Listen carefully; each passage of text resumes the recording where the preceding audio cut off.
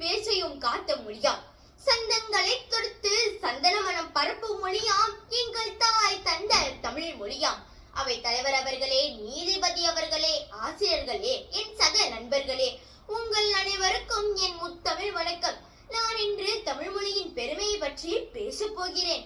தமிழ் மொழி பழமையான பெருமை வாய்ந்த மூத்த மொழியாகும். தமிழ் மொழி தமிழர்களின் பண்பாடு, கலாச்சாரம், அகம், புறம் போன்றவற்றை குறிக்கிறது.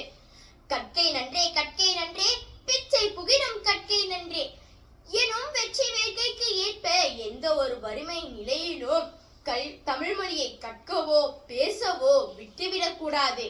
தமிழ் மொழியின் பெருமைக்கு சிறந்த சான்றாக இருப்பது திருக்குறள். திருக்குறளில் மொத்தம் 1330 அடிகள் உள்ளன. அவற்றை இயற்றிய சான்றோரின் பெயர் திருவள்ளுவர். அவற்றை 3 பிரிவுகளாக பிரிக்கப்பட்டுள்ளன. அவை அறத்துப்பால், காமத்துப்பால், பொருட்பால் ஆகும். இவை அனைத்தும் நம் வாழ்வுக்கு சிறந்த பாடத்தை கற்றுக் கொடுக்கின்றன.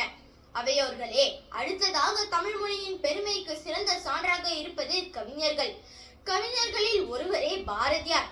பாரதியார் நிறைய பாடல்களையும் கவிதைகளையும் இயற்றியுள்ளார். ஓடி விளையாடு பாப்பா, நீ ஒழிந்திருக்கலாகாது பாப்பா எனும் பாடலின் வரிகளுக்கு ஏற்ப நாம் என்றும் சுறுசுறுப்பாக இருக்க வேண்டும்.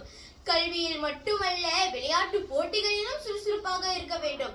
நம்மை போன்று வரும் காலகட்டத்தில் தமிழ் பள்ளி மாணவர்கள் தமிழின் பெருமையை உணர்ந்து பல சாதனைகளை படைக்க வேண்டும் என விரும்புகிறேன்.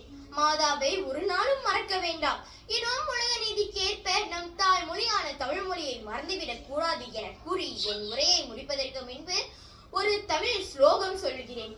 தமிழ் வாழ்க, தமிழ் வாழ்க, தமிழ் வாழ்க, வாழ்க தமிழ். நன்றி.